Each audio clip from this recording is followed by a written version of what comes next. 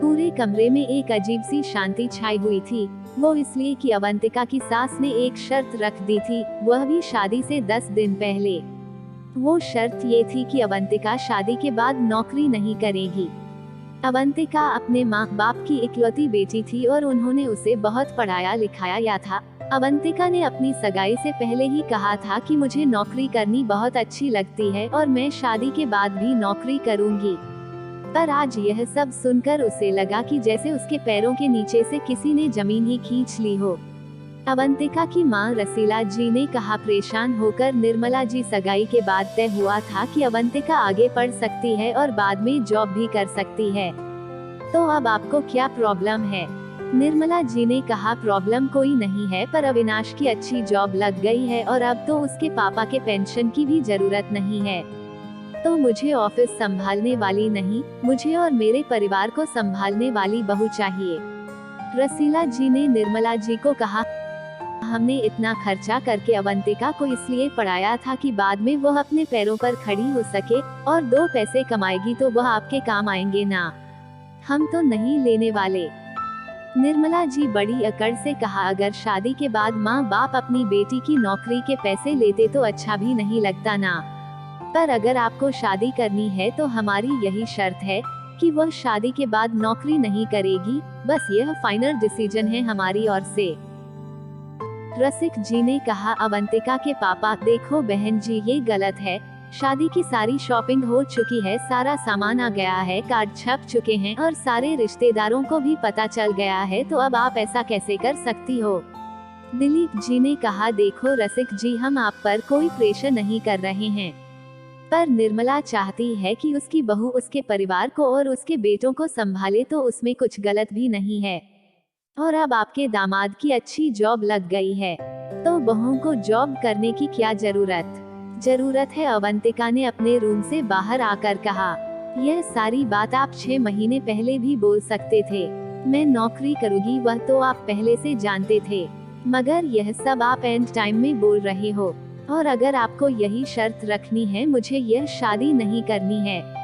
मेरे माँ बाप ने मुझे इतना पढ़ाया, इतना खर्चा करा, वह इसलिए नहीं कि सिर्फ 4 दीवारों में पड़ी रहूं, वो इसलिए कि मैं अपने पैरों पर खड़ी हो सकूं। और हाँ, मैंने कब कहा कि मैं आपको, आपके बेटे को और आपके घर को नहीं संभाल लूंगी?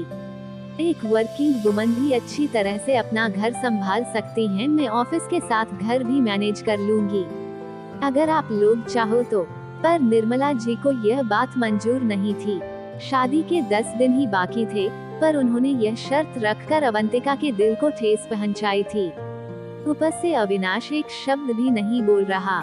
अवंतिका ने कहा, निर्मला जी, अगर आपने यही बात मुझे शादी के बाद प्यार से बोली होती तो मैं सच में नौकरी नहीं करती, मगर शादी से पहले और वह आप हुक्म कर बोल रही है, वो मुझे मंजूर नहीं। अवंतिका ने मन में सोच लिया, जो अभी से यह सब कर सकते हो, पता नहीं वह बाद में क्या करेंगे, उससे शादी के लिए इनकार कर दिया।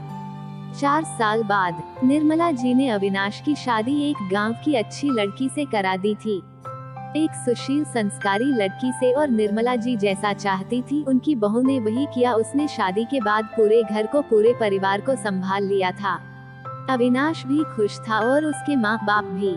कुसुम सच में एक अच्छी लड़की थी, उसने 2 बच्चे को जन्म भी दिया। छोटा परिवार, सुखी परिवार, उनके जीवन की गाड़ी अच्छी तरह से चल रही थी। शाम का वक्त निर्मला जी झूले पर बैठी हुई भगवान जी की माला जप रही थी। उन्होंने देखा कि अविनाश थका हारा घर पर आ रहा है और कुछ परेशान भी था। उन्होंने कुसुम को आवाज दी, कुसुम जल्दी पानी लेकर आओ, अविनाश आ गया है। अविनाश ने पानी पिया और वह सोफे पर ढेर होकर कर बैठ गया। कुसुम, क्या हुआ अविनाश, आप इतने परेशान क्यों हो? अविनाश, मेरी जॉब चली गई, कंपनी घाटे में चल रही थी, इसलिए अविनाश ने उदास होते हुए कहा। निर्मला जी, कोई बात नहीं बेटा, दूसरी जॉब मिल जाएगी, हम हैं ना, उन्होंने आश्वासन देते हुए अपने बेटे को कहा। 1 महीना, 2 महीना, 6 महीने, पूरा 1 साल बीत गया था। अविनाश को कोई नौकरी नहीं मिली। अब तो सारी सेविंग भी खत्म हो गई थी और 5000 के पेंशन में घर भी नहीं चल रहा था। बच्चों का खर्च, उनकी दवाई, राशन पानी, इतने में कुछ नहीं हो सकता और नौकरी न मिलने की वजह से अविनाश भी जुए और शराब की लत में पड़ गया था। घर की बहुत कठिन परिस्थिति चल रही थी। जैसे तैसे बस दिन गुजर रहे थे। एक दिन कुसुम बाजार से खुश होते हुए घर में आई और अपनी सास को कहा, माँ जी एक बहुत अच्छी खुशखबरी है। निर्मला जी, क्या हुआ बेटा, सच में सुनाओ, हमारे घर में तो जैसे खुशी ने दस्तक देना ही बंद कर दिया है। कुसुम, माँ मेरी स्कूल की दोस्त रंजीता मिली थी। उसने कहा जिस स्कूल में वह नौकरी करती है वहाँ मध्याह्न भोजन बनाने के लिए 2 औरतें चाहिए जो खाना पका सकें। मैंने अपनी बात कही तो उसने कल स्कूल में आके स्कूल के प्रबंधन अधिकारी को मिलने को बोला है। अगर हमारी नौकरी पक्की हो गई तो माँ हम दोनों मिलकर 5,000 कमा सकते हैं, कुसुम ने खुशी जताते हुए कहा। निर्मला जी का मन तो नहीं था पर वह क्या करे, मजबूरी थी। दोनों दूसरे दिन स्कूल में गए, भगवान का नाम लेकर कि नौकरी पक्की हो जाए। कुसुम ने स्कूल आके रंजीता को फोन लगाया। रंजीता अपने क्लास में से बाहर आई। उसने दोनों सास बहू को स्कूल की मैनेजमेंट ऑफिस के अंदर ले गई।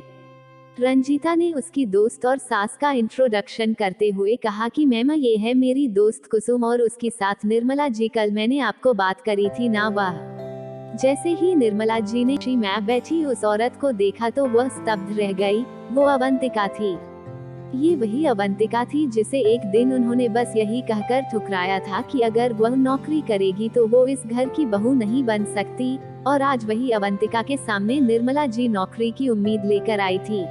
हमारे सब दिन एक जैसे नहीं होते, इसीलिए उस दिन के लिए हमें पहले से ही तैयार होना पड़ता है। मैं यह नहीं बोल रही कि हर किसी को जॉब करनी चाहिए, मगर हर लड़की को इतनी पढ़ाई तो करनी ही चाहिए कि कितनी भी कठिन परिस्थिति हो वह अपने पैरों पर कभी भी खड़ी हो सके। बहुत सारी वर्किंग वुमन है जो घर और ऑफिस दोनों खूबसूरती से संभालती है।